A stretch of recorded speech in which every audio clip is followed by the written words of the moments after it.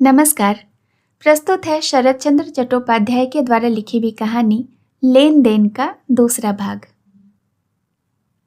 किसान दिन भर का काम करके सिर पर बोझा लिए घर जा रहे थे। सब लोग षोडशी की ओर एकटक देख रहे थे। उसने किसी की ओर भी नहीं ताका, किसी से कुछ कहने की कोशिश भी नहीं की। वो मन ही मन कहने लगी, भगवती वसुंधरे, 2 टुकड़े हो जाओ, मैं तुम्हारे गर्भ में समा जाऊं। सूर्य अस्त हो गया, अंधेरा घिराया। कल की पुतली की तरह वह चुपचाप शांति कुटीर के फाटक के अंदर घुस गई। उसने ठहरने या ऐतराज करने की कोशिश तक नहीं की। जिस कमरे में उसे पहुंचाया गया वह वही कमरा था जहां उस दिन एक कौड़ी आकर डर से कांप उठा था। वैसा ही कूड़ा पड़ा था, वैसे ही शराब की बदबू आ रही थी। चारों ओर सफ़ेद, काली, लंबी, छोटी हर तरह की शराब की बोतलें बिखरी हुई थीं। सिरहाने की ओर दीवार में 2 चमकीली कटारें लटक रही थीं। एक कोने में एक बंदूक रखी हुई थी। हाथ के पास टूटी सी तिपाही पर 2 पिस्तौल रखे हुए थे। सामने के बरामदे में किसी जंगली जानवर का कच्चा चमड़ा छत से लटक रहा था। बीच बीच में उसकी बदबू आती थी। शायद थोड़ी देर पहले गोली से एक गीदड़ मारा गया है। वह अभी तक फर्श पर पड़ा हुआ है। उसके खून से कुछ स्थान रंग गया है। पलंग पर लेटा हुआ जमींदार कोई पुस्तक देख रहा है। सिरहाने के पास एक मोटी जिल्ददार पुस्तक पर मोमबत्ती जल रही है। उसके उजाले में एकाएक बहुत सी चीजें षोडशी ने देखी। चादर न रहने से बिस्तर पर शायद कीमती शॉल बिछाया गया था। उसी का कुछ हिस्सा जमीन पर लटक रहा था। सोने के घड़े के ऊपर रखे अधजले सिगरेट के धुएं की सूक्ष्म रेखा घूम घूम कर ऊपर उठ रही थी। पलंग के नीचे एक चांदी के बर्तन में जूठी हड्डियां शायद सुबह से ही पड़ी हुई थीं। उसी के पास बूटीदार किनारे वाली रेशमी चादर पड़ी हुई थी। सामने हाथ पोंछने का रुमाल या अंगोछा न रहने के कारण शायद इसी से हाथ पोंछे गए हैं। पुस्तक की आड़ में रहने से षोडशी जमींदार का चेहरा नहीं देख सकी, परंतु वो उसके सामने दर्पण की तरह स्पष्ट प्रतीयमान होने लगा। इसका कोई धर्म नहीं है, पुण्य नहीं है, शर्म या संकोच भी नहीं है। यह तो निर्दयता की मूर्ति है। इसके क्षण भर के प्रयोजन के सामने किसी का कोई मूल्य, कोई मर्यादा नहीं है। इस पिशाचपुरी के भीतर, इस मतवाले आदमी के कब्जे में अपने को अकेली पाकर क्षण भर के लिए षोडशी की तमाम इंद्रियां निस्तब्ध हो गईं। आहट पाकर जमींदार ने पूछा, कौन है? बाहर से सरदार ने संक्षेप में घटना का वर्णन करके चक्रवर्ती को भद्दी गाली देते हुए कहा, हुजूर, उसकी बेटी को पकड़ लाया हूं। किसको? भैरवी को? यह कहकर जीवानंद तड़फड़ाकर उठ बैठा। शायद उसने ऐसा हुक्म नहीं दिया था, परंतु दूसरे ही क्षण कहा, अच्छा किया, अच्छा जा। उन लोगों के चले जाने पर जीवानंद ने षोडशी से पूछा, तुम्हारी आज रुपया देने की बात थी, लाई हो? षोडशी का गला रुंध गया, आवाज नहीं निकली। जीवानंद ने थोड़ी देर इंतजार करके कहा, लाई नहीं हो जानता हूं, परंतु क्यों नहीं लाई? अब षोडशी ने जी जान से कोशिश करके धीरे से जवाब दिया, हमारे पास नहीं है। नहीं है तो सारी रात तुम्हें नौकरों के घर में रहना पड़ेगा, उसका अर्थ जानती हो? षोडशी दरवाजे की चौखट को दोनों हाथों से जोर से पकड़कर आंखें मूंदे हुए चुपचाप खड़ी रही। उसने सोचा कि यहां पर कुछ भी असंभव नहीं है। षोडशी के पीले चेहरे को दूर से ही शायद जीवानंद ने देख लिया। वह मूर्छा से बचने की चेष्टा कर रही थी। शायद यह भी जीवानंद को अज्ञात न रहा। कोई मिनट भर तक वह भी बेसुध सा बैठा रहा। फिर वो एकाएक बत्ती हाथ में लेकर उस मुर्दे की तरह बेहोश सी खड़ी हुई स्त्री के मुंह के पास आकर खड़ा हो गया और आरती से पहले पुजारी जैसे दिया जलाकर मूर्ति का मुख देखा करते हैं, वैसे ही यह महापातकी इस सन्यासिनी की बंद आंखों की ओर चुपचाप गंभीरतापूर्वक एकटक देखता हुआ उसके गेरुए रंग की धोती, उसकी बिखरी हुई लटों, उसके पीले होठों और उसकी सबल निरोग तथा सुगठित देह, सभी को मानो अपनी आंखें फाड़ फाड़ कर निगलने लगा। स्त्री का एक प्रकार का रूप जिसे यौवन के उस पार पहुंचे बिना पुरुष कभी नहीं देख सकता, वही अपूर्व नारी का रूप आज षोडशी की तैलहीन उलझी हुई लटों में, उपवास से सूखी हुई उसकी कठोर देह में प्रवृत्ति को रोकने के उसके रूखेपन में और उसके अंग अंग में पहले पहल जीवानंद की नज़र में सामने प्रकट हुआ। 20 वर्ष तक जिसने नारी के शरीर के साथ उच्छृंखल भाव से बेरोक टोक विभत्स लीला की है, कितनी शोभा, कितनी लज्जा और कितनी माधुरी को इस व्यभिचार के भंवर में डुबा दिया है, उसका जरा सा दाग इस पाखंडी के मन में नहीं है। उसी लहलहाती लालसा की लहर के सामने जब आज एकाएक रुकावट आ पड़ी, तो कुछ क्षण के लिए इस अनजान अचंभे में उसकी मतवाली विकृत दृष्टि स्तब्ध, गंभीर और किंग कर्तव्य विमूढ़ हो गई। भैरवी घूंघट नहीं काटती, वह खुले सिर, आंखें मूंदे, मुंह नीचा किए बेहोश से खड़ी रह गई। जीवानंद ने चुपचाप लौटकर बत्ती रख दी। वह बोतल से प्याला भर भर कर शराब पीने लगा। कोई 15 मिनट तक इस तरह चुपचाप बीत जाने पर वह अचानक सीधा उठकर बैठ गया। शायद अब उसने अपने भीतर के सोए हुए पशु भाव को चाबुक मार मार कर उत्तेजित कर लिया है। उसने पूछा, तुम्हारा नाम तो षोडशी है ना? इस तरफ से कुछ जवाब नहीं मिला। जीवानंद ने फिर पूछा, तुम्हारी उम्र कितनी है? इसका भी कोई उत्तर ना पाकर उसका स्वर कठोर हो उठा।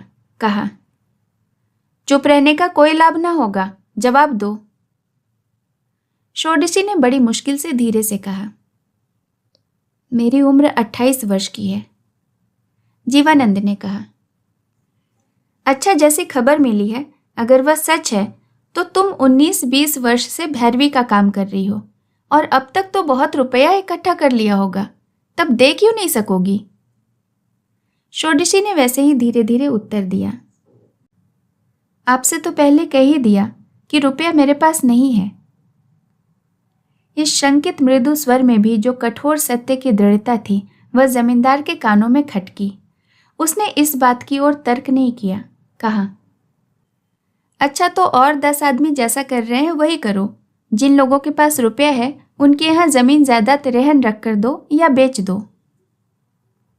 षोडशी बोली, ऐसा वे कर सकते हैं क्योंकि जमीन उनकी है, परंतु देवता की संपत्ति रहन रखने या बेचने का मुझे तो कोई अधिकार नहीं। जीवानंद ने तनिक चुप रहकर एकाएक हंसते हुए कहा, तो मुझे ही लेने का कौन सा अधिकार है? एक कौड़ी भी नहीं तो भी लेता हूं, क्योंकि मुझे जरूरत है। संसार में यह जरूरत ही असली अधिकार है। षोडशी चुपचाप खड़ी रही। जीवानंद कहने लगा, मालूम होता है कि थोड़ी पढ़ी लिखी हो। अगर ऐसा है तो जमींदार के रुपये की वसूली में और हुज्जत न करना, दे देना। षोडशी अब थोड़ा साहस पाकर सिर ऊंचा करते हुए बोली, क्या उसे आप जमींदार का प्राप्य कहेंगे?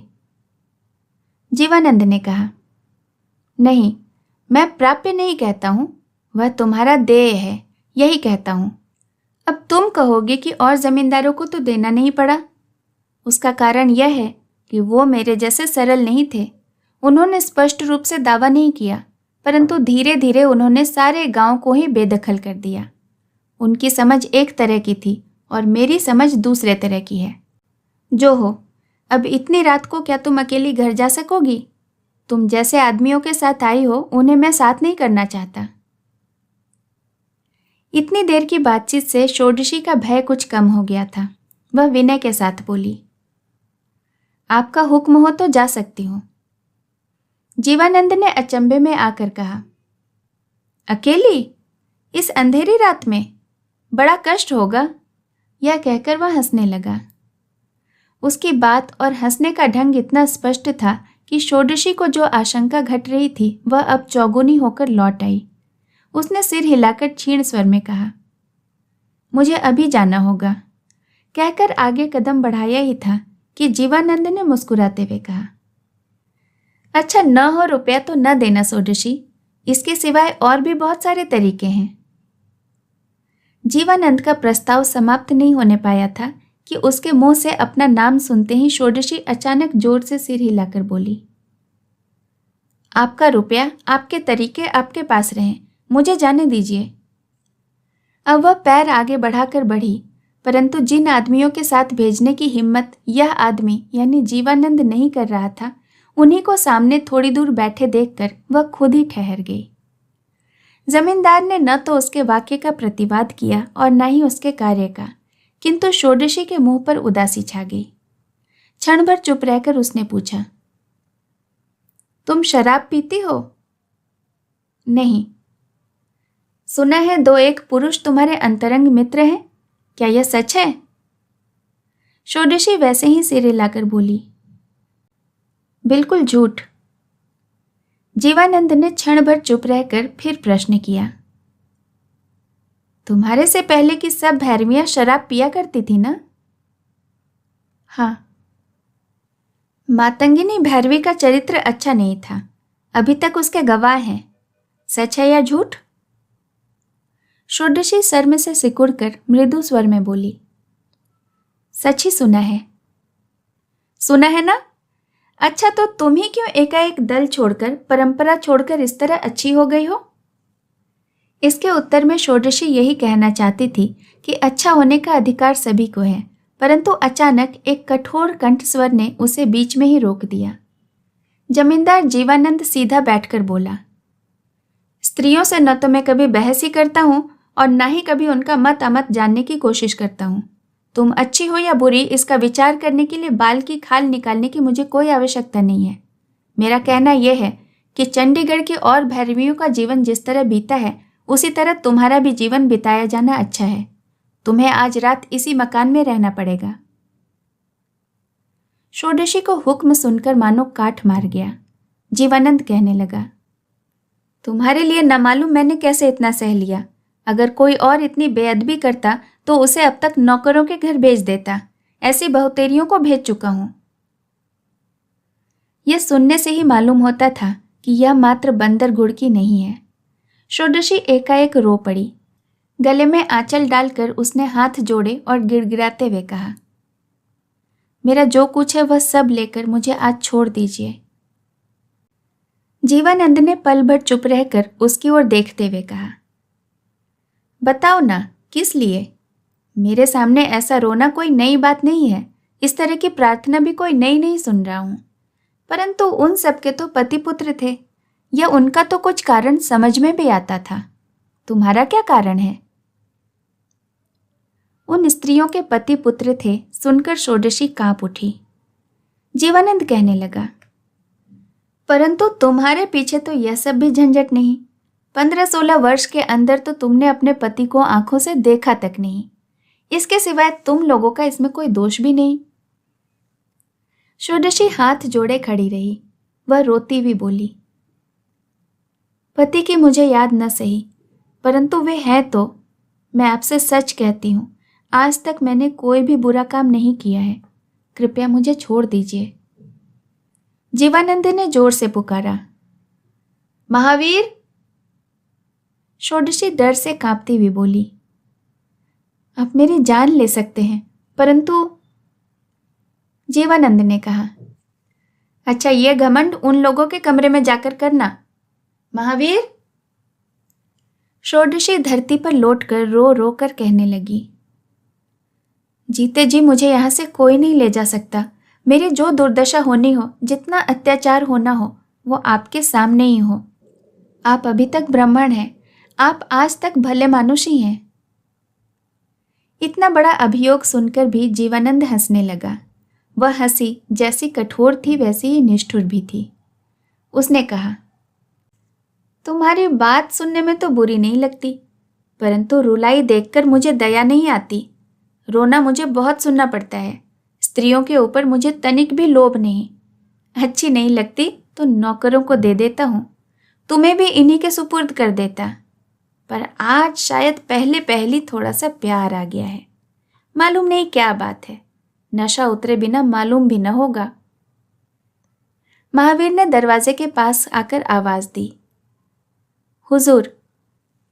जीवानंद ने सामने के किवाड़ी की ओर अंगुली से इशारा करके कहा, इसे आज रात भर उस कमरे में बंद रखो, कल फिर देखा जाएगा। षोडशी रोती हुई बोली, मेरे सर्वनाश का ख्याल कर लीजिए हुजूर, कल तो मैं मुंह दिखाने के लायक न रह जाऊंगी। जीवानंद ने कहा, 2-1 दिन ऐसा होगा, उसके बाद मुंह दिखाने में कोई झिझक नहीं रह जाएगी। लीवर का दर्द आज बहुत बढ़ गया है, अब ज्यादा दिख न कराओ, जाओ। महावीर ने जोर से ताकीद करके कहा। अरे उठना साली, चल। यह बात पूरी न होते ही होते दोनों चौंक उठे। जीवानंद ने धमका कर कहा, खबरदार सुअर के बच्चे, तमीज से बात कर। अगर फिर कभी मेरी आज्ञा के बिना किसी औरत को पकड़ के लाएगा ना तो गोली से मार डालूंगा। इतना कहते कहते जीवानंद सिरहाने के तकिए को पेट के नीचे खींचकर औंधे मुंह बिस्तर पर लेट गया। पेट की व्यथा से हाय हाय करते हुए वह बोला, आज उस कमरे में बंद रहो, कल तुम्हारे सतीपन की जांच पड़ताल कर ली जाएगी। ले जा इसे मेरे सामने से। महावीर ने धीरे से कहा। चलिए। षोडशी खड़ी होकर चुपचाप आज्ञा के अनुसार पास के अंधेरे कमरे की ओर चल पड़ी। अचानक उसका नाम लेकर जीवानंद ने कहा, जरा ठहरो, तुम पढ़ना जानती हो ना? षोडशी मृदु स्वर में बोली। जी हाँ। जीवानंद ने कहा, तो एक काम कर दो, वो जो संदूक रखा है उसके भीतर एक छोटा सा कागज का बक्स है, उसमें छोटी बड़ी शीशियां रखी हुई हैं। उसमें से जिस पर मर्फिया लिखा हुआ है उसमें से जरा सी नींद की दवा दे दो, परंतु बहुत होशियारी से, वो भयानक विष है। महावीर, बत्ती दिखा दे। षोडशी ने बत्ती की रोशनी में कांपते हाथों से संदूक खोलकर शीशी निकाल ली और डरते हुए पूछा, कितना दूं? जीवानंद ने तीव्र व्यथा से फिर एक अव्यक्त ध्वनि करके कहा, कह तो दिया, बहुत थोड़ा सा, मैं उठ ही नहीं सकता, हाथ का भी भरोसा नहीं है और आंखें भी ठिकाने नहीं है। उसी में एक शीशे में सीप है, उसके आधे से भी कम देना, जरा सा ज्यादा हो जाएगा तो तुम्हारी चंडी का बाप भी आकर इस नींद को नहीं तोड़ सकेगा। षोडशी ने सीप ढूंढ ली, परंतु परिणाम का निश्चय करने में उसका हाथ कांपने लगा।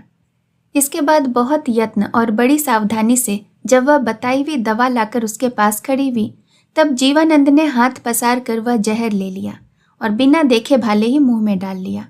न प्रश्न किया, न जांच की और न ही आंखें खोलकर देखा ही।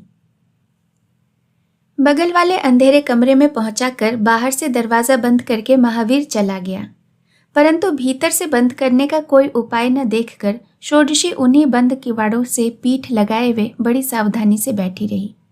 उसका शरीर और मन दोनों ही थकान और अवसाद की अंतिम सीमा तक पहुंच गए थे। शायद रात में और किसी विपत्ति की आशंका नहीं थी, फिर भी एकदम सो जाने से भी तो काम नहीं चलेगा। यहाँ जरा सी भी शिथिलता का स्थान नहीं है। यहाँ सोलोह आने असंभव घटना के लिए भी उसे सब तरह से जागृत रहना होगा। किसी तरह रात बीतने पर भी कल उसके सतीत्व की बड़ी कठिन परीक्षा होगी, यह उसने अपने कानों से सुना है और इससे बचने का भी उसे कोई अभी तक उपाय नहीं दिख रहा। अपने पिता को याद करते हुए उसे सांत्वना तो क्या मिलती, बल्कि लज्जा आने लगी। उन्हें वह अच्छी तरह से जानती थी, वे जैसे डरपोक हैं वैसे ही नीच प्रकृति के भी हैं।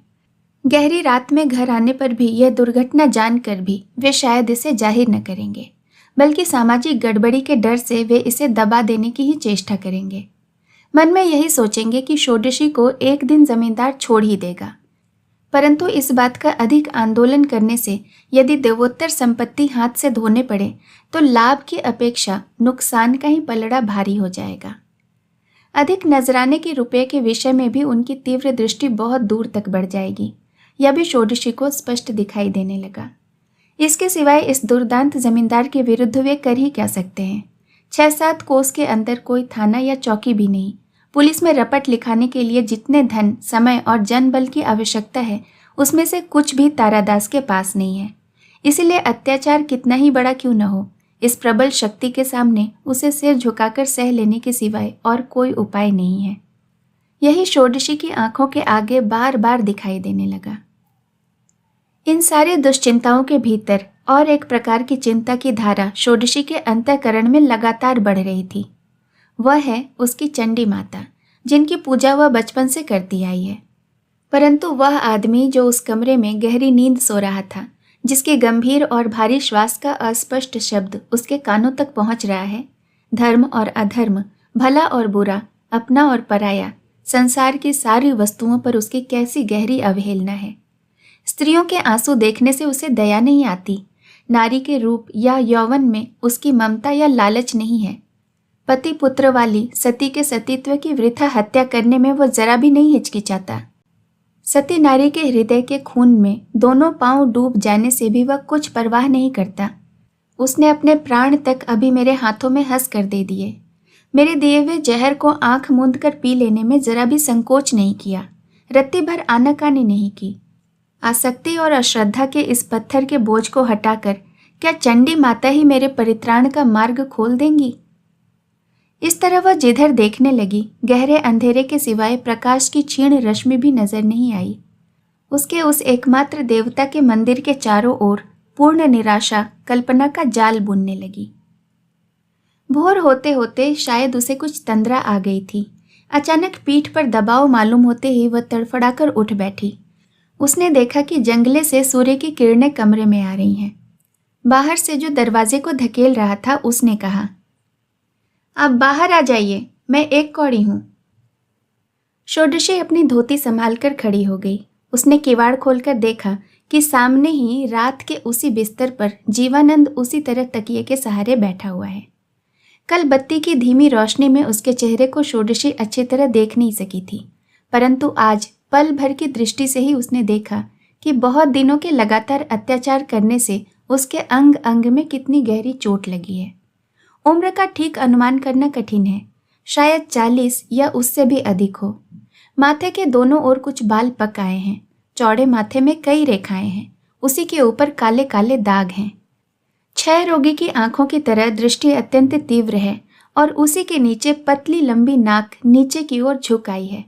चेहरा एकदम पीला पड़ गया है और भीतर किसी अव्यक्त व्यथा से उसके मुखड़े पर कालिमा छा गई है। जीवानंद ने हाथ से इशारा करके क्षीण स्वर में कहा, डरो मत, इधर आओ। षोडशी धीरे धीरे 2-4 कदम बढ़ाकर नजर नीचे किए हुए खड़ी हो गई। जीवानंद ने कहा, पुलिस वालों ने मकान घेर लिया है। मजिस्ट्रेट साहब फाटक के भीतर घुस आए हैं, अब आते ही होंगे। षोडशी भीतर ही भीतर चौंक उठी, परंतु कुछ बोली नहीं। जीवानंद कहने लगा, जिले के मजिस्ट्रेट ने दौरे के लिए निकलकर यहाँ से कोस भर की दूरी पर खेमा लगाया था। तुम्हारे पिता ने कल रात को ही उनसे मिलकर सब कुछ बता दिया। इसी से नौबत यहाँ तक आ पहुंची है। बल्कि पहले से ही साहब मेरे ऊपर बहुत नाराज हैं। गत 2 वर्षों से मुझे बराबर फांसी दिलाने की कोशिश कर रहे हैं, पर कामयाबी नहीं मिल रही है। आज एकदम प्रमाण सहित पकड़ लिया है। इतना कहकर वह धीरे से मुस्कुराया। एक कौड़ी एक और चुपचाप खड़ा था। डर के मारे उसका मुंह सूख गया था। उसने कहा, हुजूर, अब की बार शायद मेरे भी बचने की आशा नहीं है। जीवानंद ने सिर हिलाकर कहा, संभव है। फिर षोडशी से कहा, बदला लेना चाहो तो अच्छा मौका है, मुझे कैद भी करा सकती हो। षोडशी ने जवाब देने के लिए मुंह उठाते ही देखा कि जीवानंद उसके मुंह की ओर एकटक देख रहा है। उसने नजर नीचे करके धीरे से पूछा, इसमें जेल क्यों होगी? जीवानंद ने कहा, कानून है, इसके सिवाय कप्तान साहब के कब्जे में आ गया हूं। बहादुर बगान की मेस में रहते समय इन्हीं के यहाँ 20 रोज हिरासत में भी रह चुका हूं। किसी हालत में जमानत नहीं ली, और जामीन होता ही कौन? षोडशी अचानक व्यग्र कष्ट से पूछ बैठी, क्या आप भी कभी बहादुर बगान के मेस में रहते थे? शेष कहानी अगले भाग में। कहानी सुनने के लिए बहुत बहुत धन्यवाद।